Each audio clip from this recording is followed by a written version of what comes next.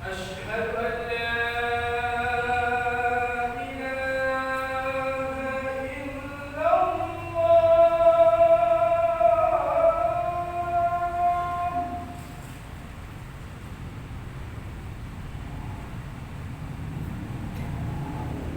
أشهد أن لا إله إلا الله.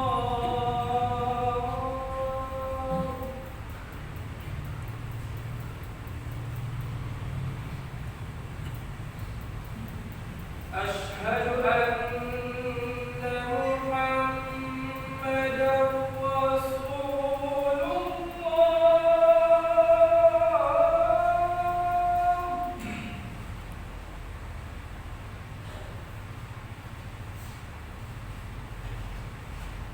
أشهد أن محمدًا رسول الله.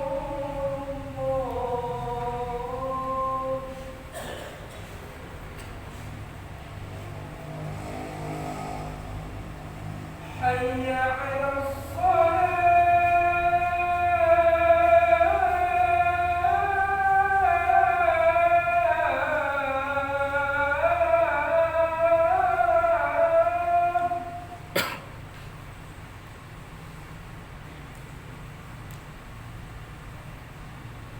حي على الصلاة.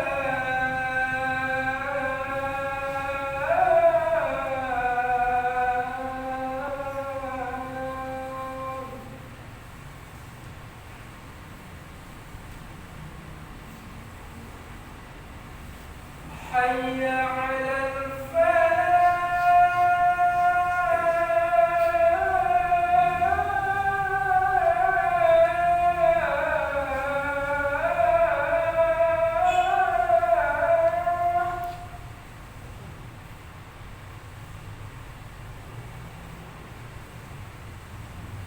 حي على الفلاح.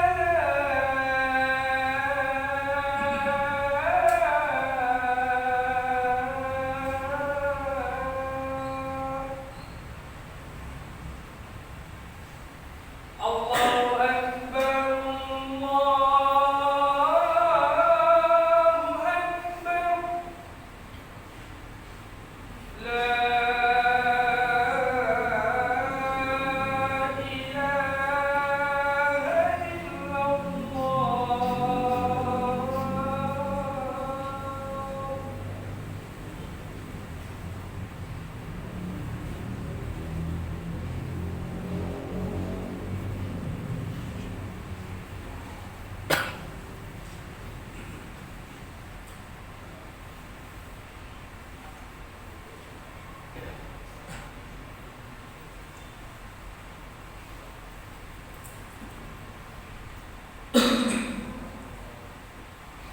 إن الحمد لله نحمده ونستعينه ونستغفره ونستهديه ونتوب إليه ونعوذ بالله من شرور أنفسنا ومن سيئات أعمالنا.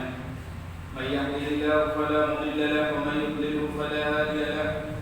أشهد أن لا إله إلا الله وأشهد أن محمدا رسول الله. اللهم فصل وسلم وبارك وأنعم على عبدك ورسولك نبينا محمد وعلى آله وصحبه وسلم تسليما كثيرا. يا أيها الذين آمنوا اتقوا الله حق تقاته ولا تموتن إلا وأنتم مسلمون. يا أيها الذين آمنوا اتقوا الله وقولوا قولا سديدا يصلح لكم أعمالكم ويغفر لكم ذنوبكم ومن يطع الله ورسوله فقد فاز فوزا عظيما. أما بعد فإن أصدق الحديث كتاب الله وخير الهدي هدي محمد صلى الله عليه وسلم وشر الأمور محدثاتها وكل محدثة بدعة وكل بدعة ضلالة وكل ضلالة في النار. معشر المسلمين jamaah-jamaah yang dimuliakan Allah, kita tidak lupa untuk memuja dan memuji Allah seraya melantunkan pujian-pujian tahmid sebagai rasa syukur senantiasa kita berikan semuanya kepada Allah Rabbul Izzah atas semua limpahan karunia rahmat, iman dan Islam, kesehatan yang diberikan kepada kita semua. Yang baru saja satu jamaah kita rahimahullah Bapak Muhammad Yasin baru saja kita hantarkan. Dia adalah salah satu jamaah kita. Semoga Allah mengampuni beliau dan kita menjadi saksi yang mulia. Beliau salah satu jamaah yang biasa sholat bersama kita di masjid yang mulia ini. Semoga salawat dan salam semoga senantiasa selalu tercurahkan kepada Nabi kita Muhammad sallallahu alaihi wasallam yang telah menyampaikan risalah ini dengan sempurna, baik secara ilmu, secara amal dan dakwah, sehingga turunlah firman Allah, al-yawma akmaltu lakum dinakum. Pada hari ini telah kusempurnakan bagi kalian agama kalian. Sehingga bagi yang beragama, ingin beragama dengan baik, agama ini telah sempurna. Tinggal mengambil dari literatur aslinya, maka seseorang akan baik beragama insyaallah taala. Wasiat yang terus kita kumandangkan dari mimbar Jumat di seluruh masjid seluruh dunia pada hari ini, semua mengingatkan kita dengan kalimat takwa kepada Allah. Takwa dalam artian menjadikan antara kita dan muka Allah sebagai pembatas. Takwa dalam artian menjadikan tameng antara kita dan dengan neraka Allah Subhanahu wa taala. Takwa dalam artian menjaga apa yang ada dalam hati, apa yang ada dalam kepala kita, apa yang ada dalam dada kita, berupa hati, berupa otak, berupa pikiran, berupa perut dan kemaluan. Semua itu kita jaga. Yang semoga Allah Subhanahu wa taala beri kita taufik dan kekuatan untuk menjaganya. Masyaallah muslimin, Bapak-bapak dan saudaraku yang mencintai. Sesuai dengan arahan dari pemerintah kita Republik Indonesia melalui Menteri Agama Republik Indonesia, agar khutbah kita diarahkan kepada permasalahan perjuangan.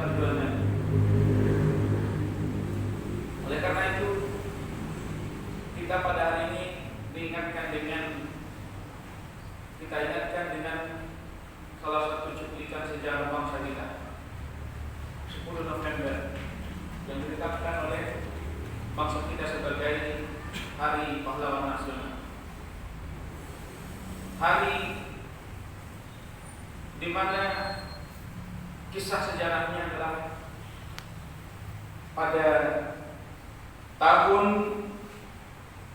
bulan Oktober 1945, Sekutu mengirim pasukan-pasukan ke Indonesia di bawah pimpinan seorang jenderal Mallabi.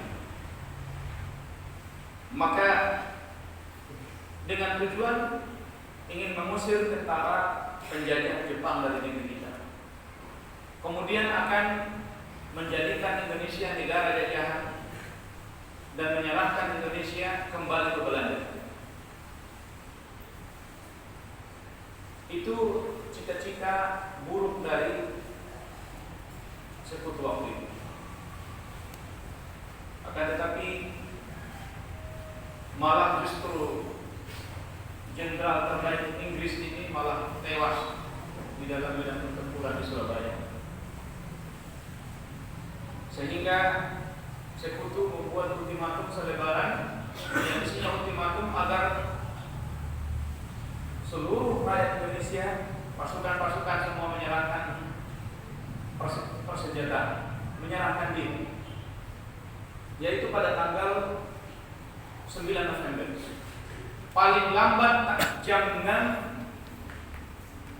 pagi dini hari, jam 6 pagi sudah meluncur semua senjata diluncur dan menyerahkan secara gratis bangsa kita ke Belanda. Begitulah angan-angan Sekutu waktu itu. Akan tetapi patriotisme negeri kita, terkhusus masyarakat Surabaya waktu itu, di bawah pimpinan seorang yang terkenal kemudian dengan panggilan Bung Romo rahimahullah, yang kemudian wafat beliau adalah ketika di Arafah haji rahimahullah ta'ala, seorang Bung Romo. Pada saat itu masyarakat Indonesia, terkhusus yang bagian ada di Surabaya dan sekitarnya, sepakat sesuai dengan arahan kiai-kiai kita waktu itu untuk tidak menyerah. Resolusi NU setelah para ulama dimintai pendapat oleh Bung Tomo apa yang akan dilakukan, maka fatwa para ulama kita waktu itu Kiai Haji antara lain Kiai Hasyim Asy'ari rahimahullah beliau mengatakan siapa yang mati dalam perang pertempuran tersebut dia akan mati syahid. Maka semua ingin membela agama ini, ingin membela negeri ini, maka semua sepakat mereka, sehingga Allah berikan kemenangan biarpun menyebabkan ribuan darah tertumpah saat itu bangsa kita di kota Lima. Ini menunjukkan Islam kita ini diberikan Allah kemenangan dengan rahmat Allah sesuai dengan isi proklamasi kita dengan rahmat Allah, dengan pekitan-pekitan takbir, dengan fatwa-fatwa ulama dalam kegentingan masyarakat kita, tentara-tentara kita saat itu meminta fatwa dari para ulama kita di zaman ini. Diharapkan sampai sekarang inilah yang diharapkan sejalan antara para ulama. Pemerintah yang mendekati para ulama untuk memberikan fatwa tentang keagamaan, dan para ulama memberikan fatwa terbaik untuk kesatuan bangsa dan negeri kita. Itulah yang seharusnya terjadi, dan itulah harapan kita, dan itulah yang kita pandang yang ada pada negeri kita. Ikhwatal iman yang dimuliakan Allah Subhanahu wa taala, itu cuplikan bagaimana ribuan masyarakat waktu itu dengan kepahlawanan, dengan keberanian mereka tidak peduli, tidak ingin negeri kita diserahkan ke orang kafir dan negeri kita dijadikan negara Kristen waktu oleh Belanda, negeri Belanda. Oleh karena itu kita harus melanjutkan perjuangan ini. Bagaimana cara kita melanjutkan perjuangan bangsa kita? Kita perbaiki diri kita dan rumah tangga masing-masing. Karena negeri ini kumpulan rumah tangga itulah menjadi lingkungan menjadi RT, RT menjadi RW, RW menjadi kecamatan, dan kecamatan menjadi kabupaten, kabupaten menjadi provinsi, dan provinsi menjadi sebuah negara. Maka hendaklah kita semua memulai dari diri kita masing-masing, mencintai agama ini, mencintai negeri kita, tidak membiarkan siapapun yang ingin merusak negeri kita.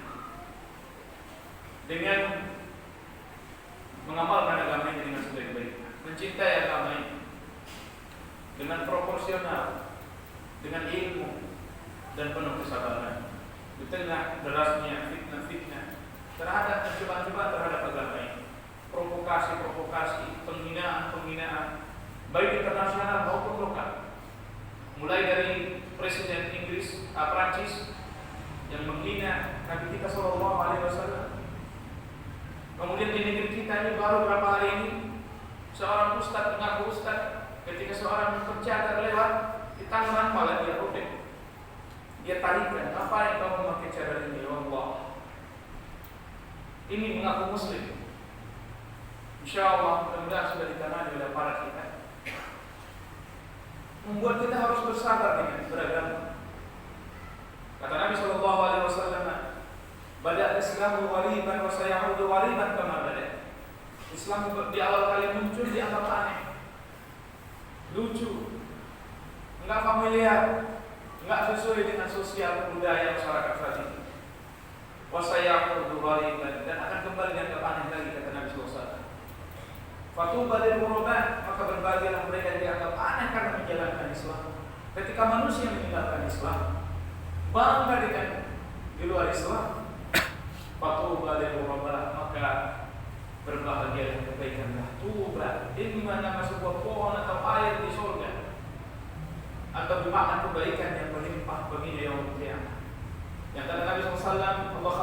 beliau habarkan, Nabi yang mulia di akhir zaman kata beliau, "An-nasiku lidinihi kal-nasiku lil-jamaah." Orang yang berpegang teguh dengan agama ini mirip dengan orang yang berpegang bara api. Kalau dia ingin pegang ini agama ini, dia merasa sengatan, bakaran api yang membakar tubuhnya ini. Demikian juga sekarang ini, agama kita dituduh teroris, agama kita dituduh tidak, dituduh ekstrim. Agama kita, wallahi, siapa si Dokter Syafiq Reza Basalam mengatakan, seandainya agama lain menimpa apa yang menimpa kaum umat Islam, menimpa Islam, fitnah, cemoohan, dan juga dibully dan info hoax dengan agama ini, itu dibuat untuk agama yang lain, niscaya punah itu agama. Akan tetapi Islam ini bertahan. Tahulah kita bahwa Islam ini adalah berada di jarak penjagaan Allah Taala. Bapak-bapak dan saudara-saudara punya majuan yang mulia. Kemudian kita ingin kisah heroik dan juga kepahlawanan seorang yang dijuluki membuat nama samaran, yaitu bernama Utsman Harun.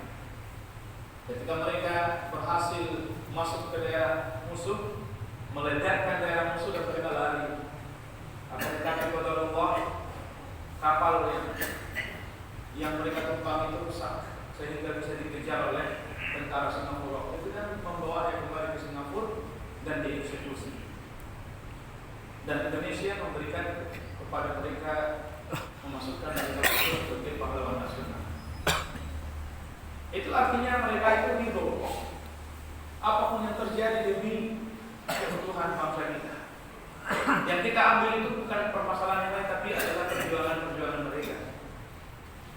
Seketika rendahnya akhlak pada hari ini, untuk kepentingan pribadi rela memakan uang negara, uang proyek, uang ini. Dengan rendahnya, ketika pemilu hanya dengan 200.000, 500.000, 50.000, dia meninggalkan seorang laki-laki yang dianggap lebih kuat hanya gara-gara duit. Dia tinggal. Seketika Bung Tomo dan ribuan kaum muslimin menghadapi para penjajah, para kiai yang dibunuh dan sebagainya, berhadapan dengan komunis, berhadapan dengan penjajah, para ulama kita, pejuang-pejuang kita. Lalu kita pada saat sekarang ini kemerdekaan kita ada orang-orang yang Allah saking pelitnya di dalam kehidupan ini, dia tidak mau mengeluarkan uang halalnya untuk sedekah dan zakat dan infak membela negara dan agama. Malah dia mengambil haknya bukan haknya untuk dia makan. Tidak malu dengan para pejuang-pejuang seperti ini. Hanya untuk keuntungan sesaat dan keuntungan pribadi. Itu berkaitan dengan patriotisme atau kepahlawanan, sosok-sosok yang sekelumit sangat sedikit yang kita wajar mempelajari, bagaimana Jenderal Sudirman, bagaimana Jenderal Haris Nasution, bagaimana para pejuang negeri kita ini. Maka bapak-bapak dan saudara-saudara yang bermulia Allah, yang ingin kita sampaikan yang lebih utama dari itu semua apa? Kepahlawanan para sahabat dan kaum muslimin dari dulu sampai sekarang. Di antara yang ingin kita sampaikan adalah kisah sejarah bagaimana pengorbanan orang-orang di sekitar Nabi Shallallahu Alaihi Wasallam. Mengenai pengorbanan darah, Ustaz ingin mengangkat kisah seorang yang bernama Abdullah bin Amr bin Haram radhiyallahu anhu. Abdullah bin Amr bin Haram adalah salah satu yang ikut berbaiat Baiatul Aqabah yang kedua kepada Nabi SAW untuk membela Islam, membela Rasulullah dengan darah mereka, mendahulukan Islam dan agama ini, mendahulukan Rasulullah daripada dirinya,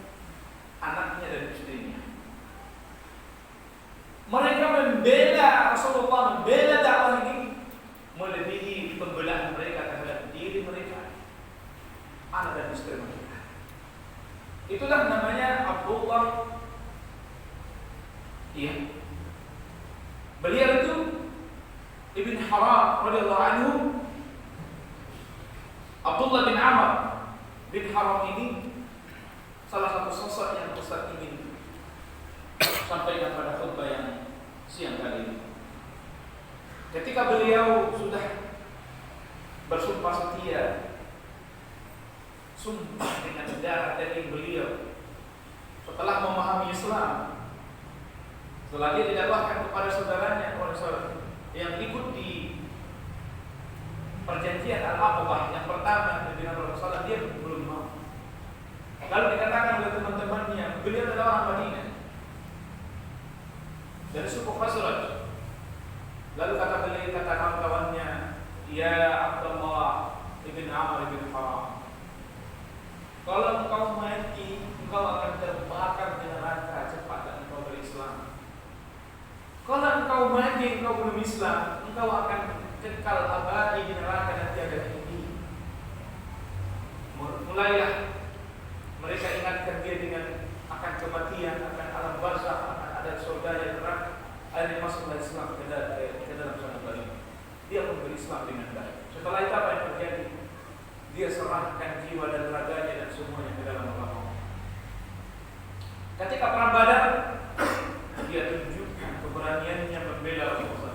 Dia tunjukkan keberaniannya bagaimana dia menyimak barisan-barisan musuh sehingga Allah menangkan agama Allah ini ketika di perang Badar. Bayangkan 1 banding 10 waktu itu, 1 banding 10 perang Badar. Di antaranya itulah Abdullah bin Amr bin Haram radhiyallahu anhu. Yang ingin kita sampaikan adalah di samping beliau Badari yang dikatakan Allah sudah mengampuni siapapun yang ikut perang Badar. Allah sudah jamin masuk surga siapapun yang ikut perang Badar. Itulah di antaranya adalah beliau sosok ini yang nanti kita angkat. Ketika perang Uhud, dia rupanya memang kematian itu merupakan alam ghaib, tidak ada yang tahu. Akan tetapi terkadang kasih sayang Allah memberikan semacam firasat kepada seorang hamba agar dia siap-siap mati. Semacam firasat karena Allah menyayangi hamba tersebut. Allah beri dia firasat. Dia panggil anaknya Abdullah, wahai anakku, sepertinya saya ini dalam perang, karena suku Quraisy ketika mereka kalah telak dalam perang Badar, mereka menyiapkan kekuatan yang berganda untuk menghabisi Muhammad dan pengikutnya Islam dan kaum muslimin dari kota Madinah sampai ke akar-akar. Dan dia pun sudah berjanji merindukan mati syahid waktu itu. Dia panggil anaknya, wahai anakku, bisa jadi saya ini akan mati syahid, akan mati dalam peperangan ini. Bisa jadi bahkan saya lawan yang pertama kali akan mati dalam perang ini. Wahai anakku, kalau aku wafat, aku masih punya hutang. Maka tolong selesaikan hutang-hutangku, wahai anakku. Karena para sahabat tahu masalah utang ini masalah yang sangat berat. Tidak seperti sekarang. Di mana-mana Anda berhutang, silakan hutang. Bahkan SMS di mana-mana pun silakan menghutang. Bahkan kita mau cash pun disuruhnya kita harus menghutang. Dikatakan Nabi sallallahu alaihi wasallam, yughfaru lisyahid illa ad-dain. Diampuni semua dosa orang yang mati syahid kecuali hutang. Hutang enggak diampuni. Ya Allah, semoga Allah mudahkan kita untuk menyelesaikan hutang-hutang kita sebelum kita wafat. Dan dia katakan kepada anaknya, wasiat wahai anakku, Allah beri dia firasat. Bisa jadi saya yang akan mati duluan dalam perang ini nanti. Maka bayarlah hutang-hutang wahai anakku. Dia berikan beberapa wasiat, kemudian masuklah pertempuran yang disebut dengan perang Badar, balas dendam karena tokoh-tokoh Quraisy banyak waktu yang mati dalam perang Badar. Ketika peperangan, Nabi SAW membuat ada pasukan pemanah, di mana di antara pasukan pemanah tersebut adalah Abdullah bin Amr bin Haram. Lalu putaran pertama peperangan perang Badar adalah Allah buat kalah kaum musyrikin. Tunggang langgang mereka. Mulai kelihatan betis-betis wanita-wanita yang mereka bawa. Wanita-wanita berserakan. Nabi SAW sudah memberikan isyarat kepada panglima pasukan pemanah untuk menjaga punggung mereka dari belakang. Akhirnya, namun qadarullah ma syaa fa'al. Sebagian sahabat lupa. Perintah dari Nabi SAW sudah mengatakan, baik kami itu menang atau kalah, tidak boleh kalian meninggalkan posisi kalian sampai kuperintahkan kalian pindah dari tempat tersebut. Ketika dilihatnya putaran pertama lari kaum musyrikin, banyak wanita sudah mulai berlarian, lupa sebagian mereka sehingga banyak yang meninggalkan posisi yaitu Jabal Rumah. Bukit ini kemudian disebut dengan Jabal Rumah. Bagi yang haji dan umrah pergi ke Madinah, biasanya di antara tur yang dilihat adalah pegunungan. Di antara di sana ada Jabal Rumah. Pasukan yang di Jabal Rumah, pemanah-pemanah yang menjaga punggung para sahabat dan para sahabat dari kiri ke kanan, dari kiri dan kanan, rupanya mereka tergiur dengan ghanimah. Turunlah mereka kecuali sedikit, tinggal yang tersisa sekitar 10 orang.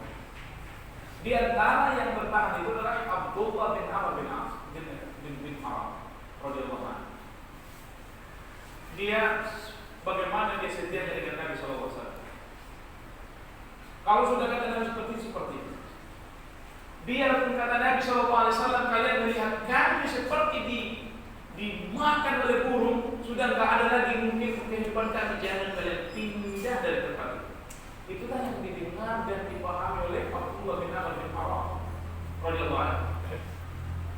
Ketika para sahabat yang di Jabal Rumah turun, pasukan kepala komandan pasukan waktu itu, dia mengatakan kepada mereka, jangan tinggalkan tempat.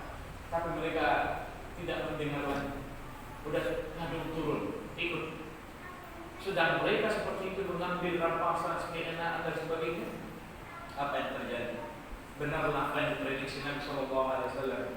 Datanglah pasukan dari sayap kanan atau kiri sayap depan yang dibawa pimpinan Khalid bin Walid, waktu itu masih musyrik. Datang dia dengan pasukan berkuda menghantam naik merengsek ke bukit rumah. Disitulah Abdullah ibn Amr ibn Haram menghadapi mereka 10 orang lawan, dan tahu berapa banyak pasukan waktu itu. Dia bunuh mereka ini sampai dengan alasan untuk menjaga punggung Nabi SAW, pasukan Nabi SAW. Sampai terakhirnya beliau tewas di saat itu juga karena tidak seimbang. Khalid bin Walid, Allah beri dia kecerdasan di dalam strategi perang. Ketika dia melihat ini, dia diam aja. Begitu dia lihat kesempatan, masuk merengsek ke atas, hampir saja Nabi yang mulia alaihi salatu wassalam wafat saat itu. Yang menjadi ini adalah Abdullah bin Haram ini, setelah dia berhadapan membela komandannya, membela agama ini, betapapun dia lihat ratusan yang datang berhadapan lawan 10 orang, dia tidak bergeming menghadapi mereka. Kena potong tangan dia, maju lagi dengan tangan yang satu. Pokoknya sampai dia terakhirnya itu mereka mutilasi badannya itu, mereka wafat beliau dalam keadaan badannya itu sudah disayat-sayat oleh kaum musyrikin karena dendam, karena kematian pasukan mereka dalam perang Badar waktu itu. Selesai perang Badar, maka Nabi SAW mengatakan, kalian cari kumpulkan orang-orang yang wafat. Perintah Nabi, kumpulkanlah mereka di mana mereka wafat. Di mana kalian dapatkan mereka, kumpulkan mereka di situ. Tapi Abdullah bin Amr bin Haram sudah terlanjur di bawah, sehingga dia dikumpulkan bersama sahabatnya dalam satu kuburan. Ketika dia wafat, Nabi SAW melihat anaknya menangis si ayahnya. Kata Rasulullah, ya bulan, kalian tangisi dia atau tidak. Aku sudah melihat para malaikat meletakkan sayapnya untuk menaungi Abdullah bin Amr bin Auf. Lalu dikatakan Nabi SAW, malaikat bertanya kepada Allah Subhanahu Wa Taala berkata kepada Abdullah, ya Abdullah, mintalah kepadaku, kalau engkau meminta akan kuberikan padamu. Keikhlasan mungkin di dalam peperangan ini. Kata Nabi SAW mengisahkan, kata Abdullah, ya Allah, kalau seandainya aku diberikan hidup lagi, aku permintaanku adalah akan aku diberikan hidup lagi, biar aku perang lagi dan aku mati syahid lagi. Kata Allah, wahai hambaku, aku sudah menentukan kalau sudah wafat tidak boleh lagi di dunia sekali lagi. Itu ada kisah-kisah panjang sekali tentang perjuangan para sahabat Rasul. Bilal bin Rabah radhiyallahu anhu, dia adalah salah satu budak. Perjuangan Bilal bin Rabah, Tuhan dia sangat bengis, membawa dia ke padang pasir, memasakkan besi sampai merah, lalu menaruhnya di tanah, lalu disuruhnya duduk, diangkatnya Bilal dan kawan-kawannya. Para tuannya itu dengan kawan-kawannya mengikat Bilal, menaruh Bilal tidur di atas besi yang sudah dibangun, sehingga membakar seketika kulit dan daging, bahkan sampai menyentuh tulang kepada beliau. Ketika beliau sudah masuk Islam, sudah seperti itu, para sahabat melihat pernah ada tersingkap dari beliau, kelihatan luar biasa di belakang beliau. Kata beliau mengisahkan kilas balik awal Islam. Dahulu aku disiksa oleh Umayyah ibn Khalaf dengan besi-besi yang sudah dipanaskan sampai merah, lalu disentuhkan ke punggungku sampai seketika memakan dagingku sampai menembus tulangku. Aku hanya mengucapkan ahad. Mereka memaksaku untuk meninggalkan agama ini. Mereka memaksaku untuk kafir kembali beriman kepada berhala. Aku hanya mengucapkan ahad. Allah Maha Esa, Allah Maha Esa. Menahan sakit yang luar biasa. Bayangkan itu, besi yang panas seperti itu memakan semua daging-daging yang tidak ekornya. Lalu dia dilihat Abu Bakar As-Siddiq melewati beliau dan mengatakan, wahai Umayyah, biarlah saya beli dia. Belilah ini kan. Lalu dibeli, malah ditandai lagi harganya oleh Abu Bakar As-Siddiq. Lalu dibelilah Bilal. Lalu kemudian dimerdekakan oleh Abu Bakar radhiyallahu anhu. Kisah-kisah ini semua. Ya, Abu Bakar ketika perang ini, ketika mau perang Tabuk, Rasulullah masa musim paceklik tidak punya harta. Rasulullah butuh, tentu dalam peperangan itu butuh keuangan untuk makanan, minuman, peralatan perang. Lalu Rasulullah mengatakan, siapa yang menafkahi ini adalah dia, baginya jannah. Naik kecemburuan Abu Bakar dan para sahabat. Datang Utsman, dia bawa sepertiga hartanya, diserahkan kepada Rasulullah, sepertiga hartanya. Lalu datang Umar radhiyallahu anhu dan dia mengatakan, saya akan kalahkan Abu Bakar pada hari ini. Datang Utsman, dia bawa sepertiga. Datang Umar radhiyallahu anhu, dia bawa separuh hartanya dia bawa. Ini Rasulullah. Ini untuk persiapan kita. Ternyata setelah itu datang Abu Bakar radhiyallahu anhu, dia bawa seluruh harta. Ya Rasulullah, ini seluruh harta. Lalu kata Rasulullah, apa yang engkau tinggalkan untuk anak dan istrinya? Kata dia, aku tinggalkan Allah dan Rasul. Subhanallah. Berjuang masalah harta, masalah darah, masalah ini semua mengingatkan kita dengan rendahnya akhlak kita pada hari ini. Kita tipu saudara kita bohongi saudara kita subhanallah. Makanya kemenangan ini kita tidak raih. Bangsa-bangsa lain menjajah kita secara ekonomi, politik, dan sosial. Oleh karena dia ayat pada momen-momen seperti ini, bulan November tanggal 10, hari di mana ribuan masyarakat kita kaum muslimin sesuai dengan fatwa para ulama kita untuk berjuang. Maka jangan kita jual negeri kita jual agama kita. Bilal bin Rabah, subhanallah, seperti itu perjuangan mereka. Tidak seperti kita rendahnya akhlak kita. Saya tutup ini kita dengan perjuangan sebagian para ulama kita ulang-ulang. Khutbah yang pertama ini dengan kisah Syekh Zain rahimahullah. Datang raja atau amir gubernur Makkah pada waktu itu ke rumah beliau. Melihat rumah saya tidak layak. Syekh Zain rahimahullah. Lalu kata amir, namanya raja. Lalu katakan kepadanya, ya Syekh, ini saya akan bangunkan rumah yang layak untuk Syekh. Engkau orang alim, engkau ulama besar. Saya akan bangunkan rumah untukmu yang lebih layak dengan makommu dan kedudukanmu. Apa kata Syekh? Masya Allah, jazakumullah khairan ya amin. Kita sedang membangun rumah di daerah Solihiyah. Insya Allah nggak lama lagi kita akan pindah ke sana. Apa kata Amir? Apa benar ya? Iya. Amir itu mengira, oh berarti Syekh ini sudah akan dapat rumah baru, yang bagus, yang besar. Nggak seperti ini rumah-rumah tua. Sementara Syekh ini rumus daripada rumus ilmu di abad 21 ini. Beliau selesai Syekh Al-Albani, Syekh Bin Baz. Mereka ini rumus dari ulama-ulama terbesar sedunia saat ini. Maka Amir ingin membantu Syekh ini. Kata Syekh, saya kita sedang membangun rumah di Solihiyah. Jazakumullah khairan ya Amir. Habis itu pulang lagi Amir dan pasukannya semua.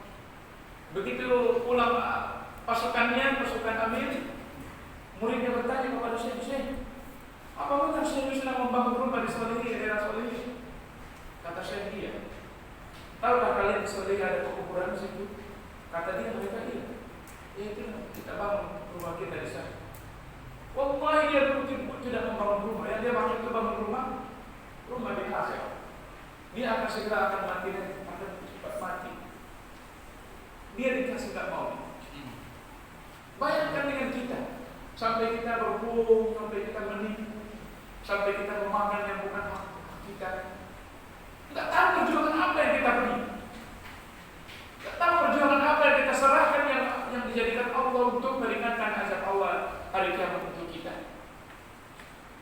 Oleh karena itu ya ikhwata, seandainya kita paham perjuangan ini, niscaya urusan hidup kita tidak sesedau seperti ini.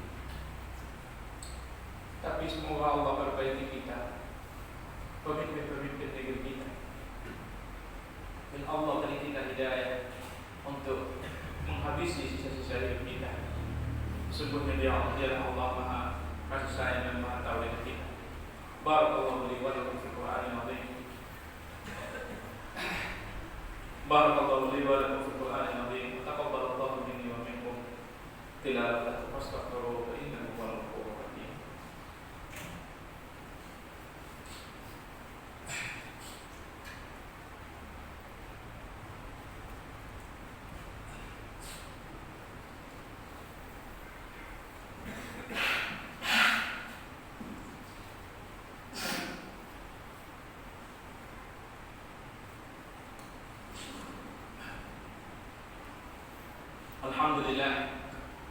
Alhamdulillah rabbil alamin wa la aqibata lil muttaqin wa la udwana illa 'alal zalimin.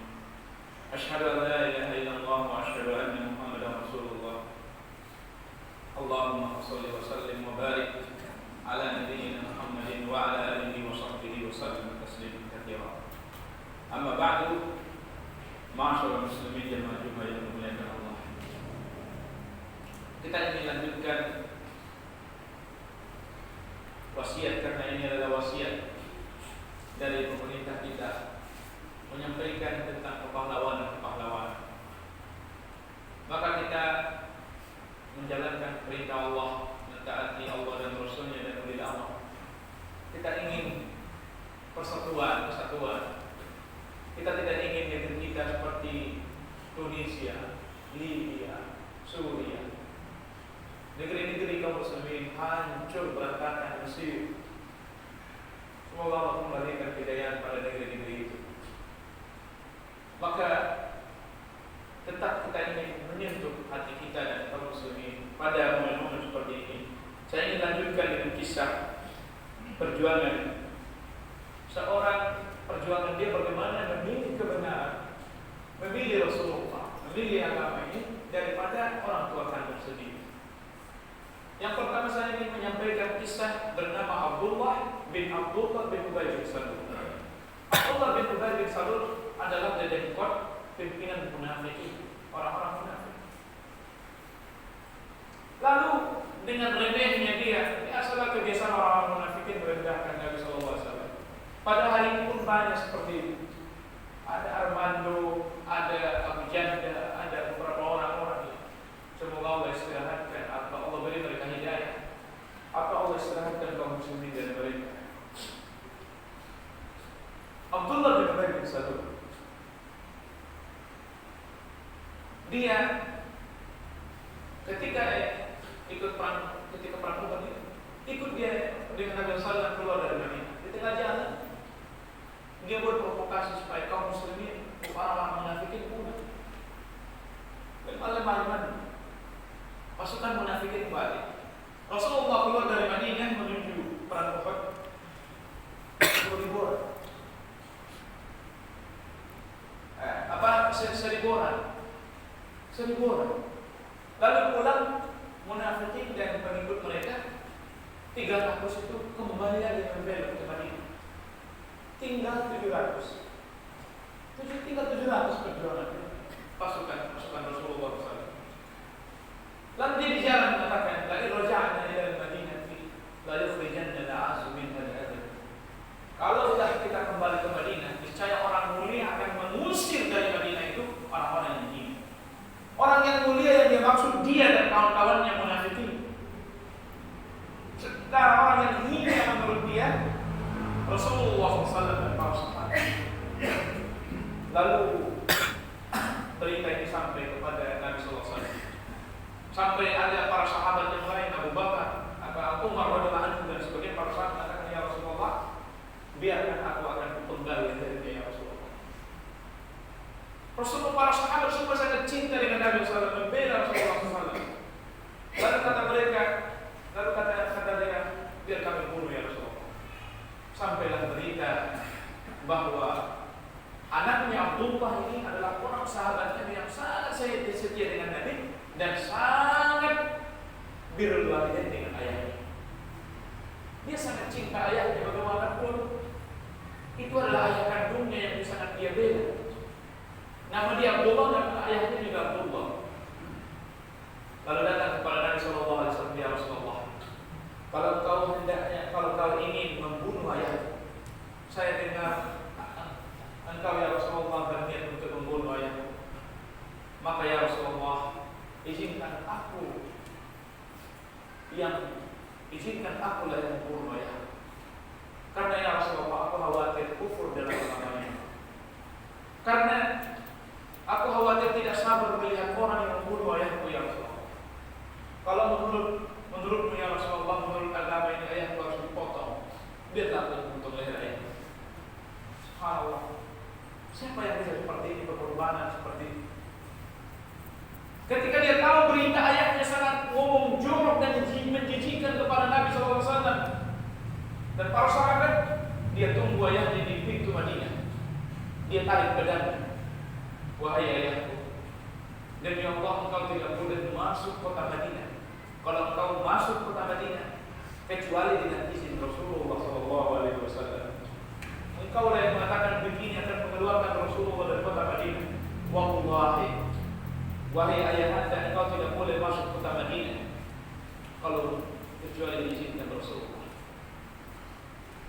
Kalau engkau masuk, aku yang berhadapan denganmu ya wahai ayah anda. Engkau telah menghina Rasulullah, engkau telah mengatakan begini-begini." Akhirnya ayahnya yang munafik ini menulis surat kepada Nabi SAW bahwa begini-begini, anakku begini-begini, mohonlah berikan aku syafaatmu ya Rasulullah. Akhirnya Nabi SAW sayang dengan anaknya ini, memberikan izin kepada ayahnya masuk ke Madinah. Kata dia, "Wahai Rasulullah, Rasulullah, kalau memang harus ayahmu dibunuh, biar aku membunuh. Akhirnya kata Nabi SAW, ya Abdullah,